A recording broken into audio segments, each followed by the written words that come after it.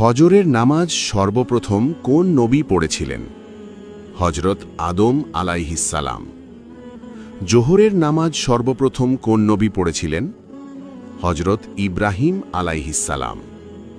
আসরের নামাজ সর্বপ্রথম কোন নবী পড়েছিলেন? হজরত ইউনুস আলাইহিসসালাম। মাগরিবের নামাজ সর্বপ্রথম কোন নবী পড়েছিলেন? হজরত দাউদ আলাইহিসসালাম। এশার নামাজ সর্বপ্রথম কোন নবী পড়েছিলেন? হজরত মুসা আলাইহিসসালাম। কোন সূরা পড়লে দারিদ্র্য দূর হয়? সূরা ওয়াকিয়া। কোন সূরা কবরের আযাব রক্ষা করে? সূরা আল মুলক। কোন সূরা পড়লে গুনাহ মাফ হয়?